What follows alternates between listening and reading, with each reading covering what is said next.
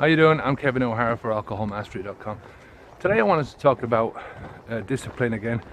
That anything good in life requires discipline. Many of the bad things that you do in life require discipline. You know, a lot of the habits that you have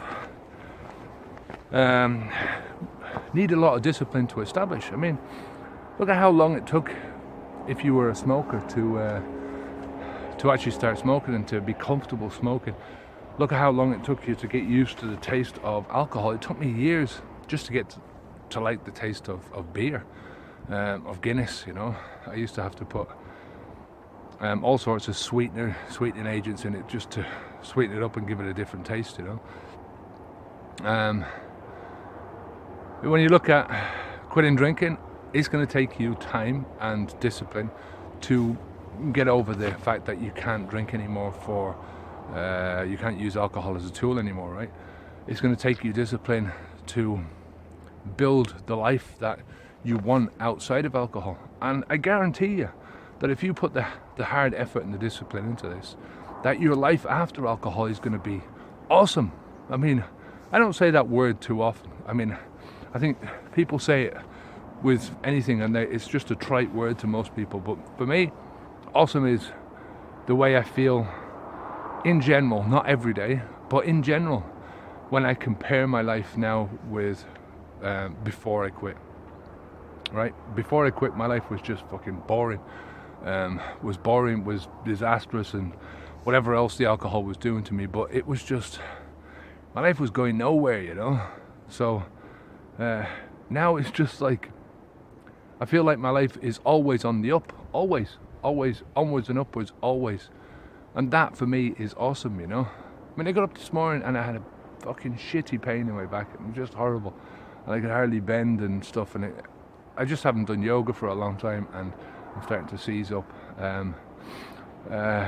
Last week I had a cold, a really bad flu, and I haven't had a flu in ages. And I know it's because of the way I've been treating my body over Christmas, you know, overindulging in crap foods. Eating lots of biscuits and cakes, and I've got a really sweet tooth, and you know, the more you eat of that stuff, the more you want to eat, because it's not satisfying your system, and your body is still craving for the good food that it wants, you know. So there's no nutrition in it. Your body still wants the nutrition, so it's like, come on, eat more. Anyway, different thing, but I'm just saying that in general, my life feels completely awesome in general, you know. Discipline is not that hard to do. I mean, I think, you know, it's another one of these habitual things we get out of the habit of having discipline in our lives, and you can build that habit again. You know, you can build it bit by bit by, you know, pushing through with things that you want to do. That's why I always say, you know, from the perspective of habit change or building a new life or anything, you take it slowly. You know, you do it bit by bit. You do it stage by stage, and it's not that much more. It's not that difficult then to apply the discipline to it and to build up discipline. And discipline is like a muscle, you know. If you work at it, it builds and it strengthens. If you stop working at it, it disappears. And I think that's what drinkers do, because it doesn't take discipline. You know, in order to relax through meditation, right, or yoga, right, you've got to have a certain amount of discipline in order to sit down and do it, right? In order to eat good food at home and prepare it yourself, you've got to put the effort in. You've got to have the discipline to do it, right? It's a lot easier to go, I'm hungry, I want to eat now, I want to satisfy the hunger, and I want to go out and just go down to McDonald's and get a burger. I don't go to McDonald's, but I have my own versions of that instant gratification. You know, I make oven chips and cover them with tomato sauce and stuff like that, you know, but it's an easy thing to do instead of spending 10 or 15 minutes, you know, having the discipline to cook. And I'm getting better, you know, like, but it's a slow progress, and I don't mind that, you know. You have to take things slow like that. I mean, look at a child when it's learning how to walk. It doesn't do it overnight. It has to sort of first crawl, then it has to sort of stand up, and then it has to walk around on the furniture, and it's just got to go through so many different little step-by-step progresses, and it takes a while for it to get there, but eventually it gets there. There's no bullshit with it. There's no I can't do this, or there might be a little bit of frustration every so often, but at the end of the day,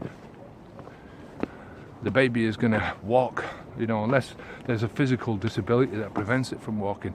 That child is going to walk, that child is going to talk, that child is going to learn its multiplication tables, the child is going to learn to ride a bike, and all these different things that we all have done and have required discipline to do, but we forget about it, we forget that we are disciplined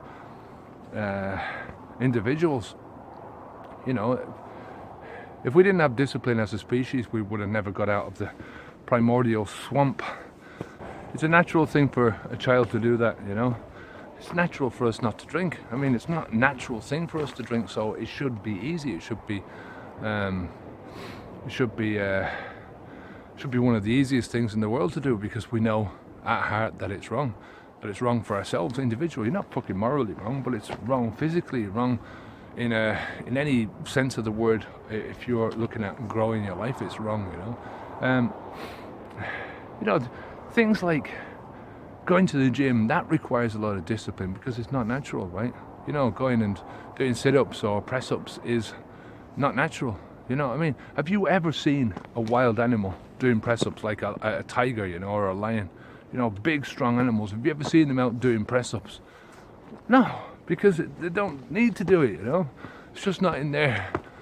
They haven't got down to that stage yet.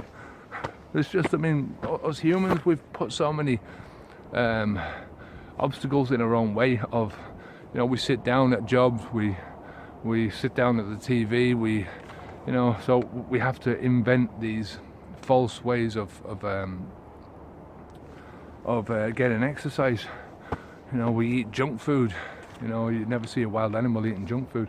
There have been studies where they've seen, we're outside massive hotels like in Africa or places like that, where they've been dumping garbage out, obviously leftover food and all that kind of stuff in piles at rubbish depots or whatever, and they've watched groups of baboons, for instance, finding out where this food is and just hanging around there and eating this food and not living their lives like they should be doing, and all these animals then get the same diseases that we've got, high blood pressure, diabetes, arthritis, heart attacks, all these things. They get obese, and they, that's the way it is.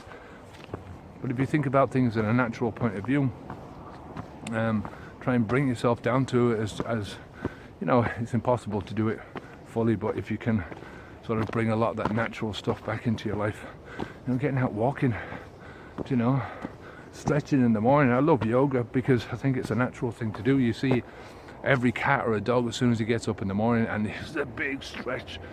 I think yoga is just a more intelligent way of stretching, because you're stretching a lot more of your body. Anyway, that's it for today. If you have any questions at all, leave them down below. Until next time, anyway, I'm Kevin O'Hara for alcoholmastery.com. Take care of yourself. Until next time, I'm Kevin O'Hara for alcoholmastery.com. Take care of yourself. Keep the alcohol out your mouth. Stay safe. Onwards and upwards. Good luck. Take care. Bye.